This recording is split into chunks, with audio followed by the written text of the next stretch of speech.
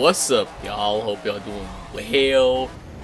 We are back on WUG, and look at this thing. We got the Hennessy Venom GT Beast Edition. Man, getting this car, how I got this car, is just insane. I just had a random free car pack, and I unpacked this thing, which is insane, as this is one of the highest overall cars you can get on WUG. I think it might be the third or fourth highest overall potentially.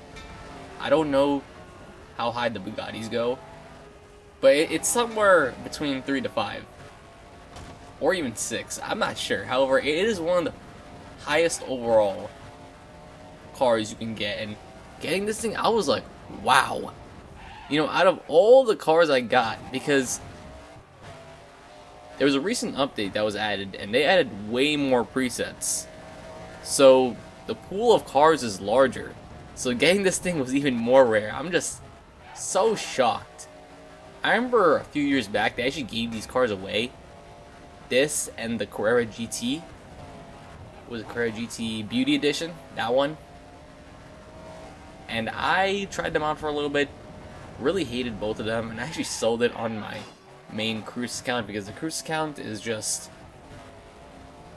that's just a account where, you know, I personally played on, and that I don't have that much of an emphasis on car collection. I literally just have the Bugattis and the M3 GTRs on there. And I do gotta make the video on the Bugattis, because that, it's gonna be a year since I even got them. The fact that I didn't make any videos on that type of stuff is kind of wild, so I gotta step up on that. We go up against the FXX. Really couldn't go head to head with that car, because pretty sure the FXX and the Zonda R, especially for these type of tracks, are better than this car. However, I do gotta say that this car improved so much from the last time I've driven it. I remember it used to be basically a soap, which is why I didn't care at all for it, because of the fact that you turn and it just slides all over the place. Yeah, it was fast, however, there was no grip or whatnot to it.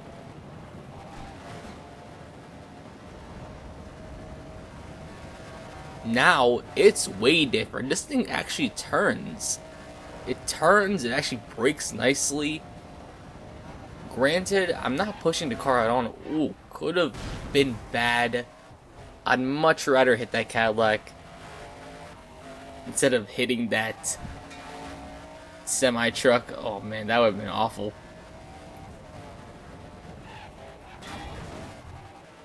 Oh, yeah, just lost a little bit of control. I'm just trying to push this car more now.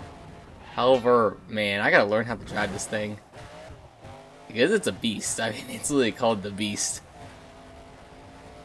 It probably is still a highway champion. I'd assume so, because it's a Hennessy Venom. Pretty sure Hennessy Venoms, they tried to compete for a top speed record at one point, and even now they're still one of the fastest cars you can get in the world. Man, but this car actually surprised me, because it can turn, so it's actually enjoyable to drive compared to before, because it was complete garbage in my opinion before.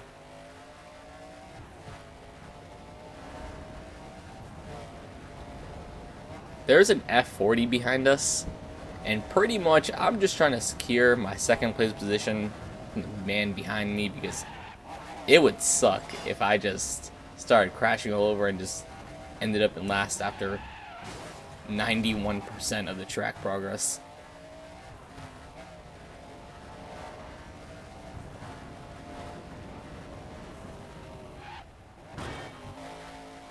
Man, I have not driven an S2 car. Oh man, what? AutoZone truck again trying to mess us up. Like I said, I haven't driven an S2 car in a while, and this one's exciting to drive. Definitely doesn't feel stiff at all. It's nice. It's a nice car.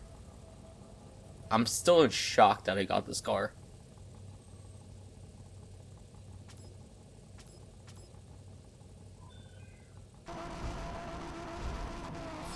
And there's a second car that I had two car prize packs. So actually the first one, I got this car. This is Anna's 350Z. And then I got the Hennessy after. What is that man doing?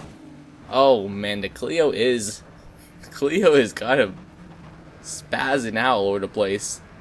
Man's is scaring me to the point that I wasn't even paying attention to the track.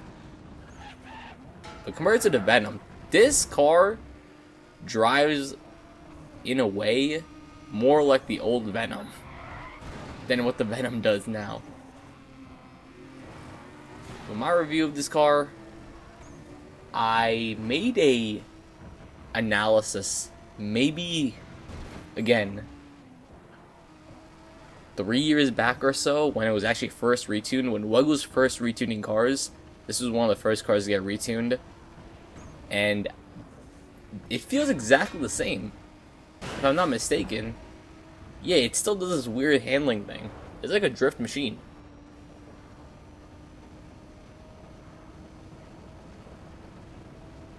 It's a little bit of a different driving style for me now because of the fact that I am playing on controller before I play on keyboard, so I feel like it's a little more manageable. This is just weird. Now, it makes sense that over time I'll be able to control it better because this thing has no idea of grip. It does not know what grip is at all. Like, this should be just a drift car straight up, because it does not grip. It doesn't want to turn. Yeah, this is not a great car to drive, which sucks, because I really rock with the 350. However, this car is just not enjoyable at all for me.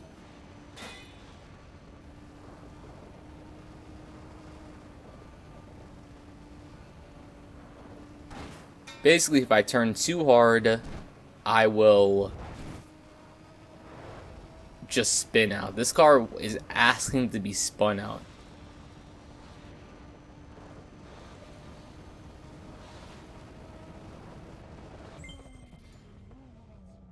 I can't believe I survived that race because, man, this car, nope. Maybe I gotta change the tune or something because it's on all yellows. However, I do not want to drive this thing again. Now, I'm gonna be going to do something I haven't done in a while, and that's doing a lower class race. So we got this Renault. I'm not gonna lie, I forgot the name of this Renault. It might be another Megane. Honestly, like, I can't really tell you. This was one of those cars that I picked up on sale that was like 150K or something. So I was like, why not just pick it up, see how it does.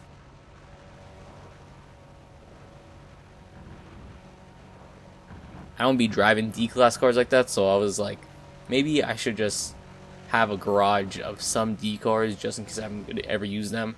And this is one of the situations where I use them randomly. So we're going up against a Achievement Edition 370, Achievement Edition 240, which ironically has that same type of steering where if you steer too much, the car will spin out. In fact, it's more prone to spinning out than the 350. I feel like the 350 is just really drifty, but this car is the entire opposite. And I do gotta say, man, this is actually my first time racing a D-class car with a controller, and man, I can keep up speed. Wow, I feel like I'm braking less than I need to. Now, maybe I should have broke some more during that time. But so far, driving this thing, man, I just have my pedal to the metal and just steering, and this thing is not losing a crazy amount of speed. That's kind of wild.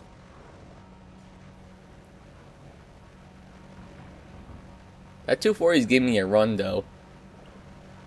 Let's see if I can hold man's off. It's gonna be kind of risky, simply because of the fact that I don't know what I'm doing. I really have no idea what I'm doing.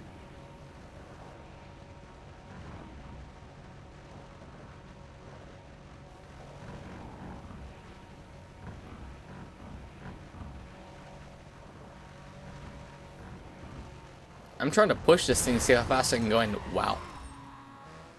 Wow. That just ended the run right there. Nice job, game. Great collision system. Man, I should have not have done that.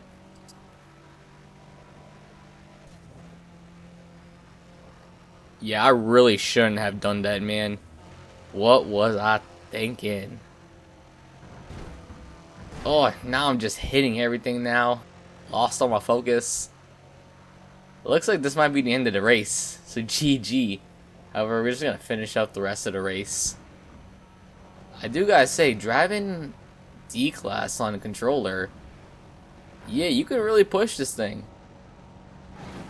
You can push this thing like crazy without having to do much braking. You can see why. Especially when you have a nice handling car like this where you can precisely turn where you want to go. And props to a 240 because that car is hard to drive. I have one at C-Class, and like I said in a video many months ago, yeah, that thing is difficult to get a hang of. Props to that racer. Anyways, y'all, thank you so much for watching. Hope you have a good one, and I'll catch y'all later. Peace.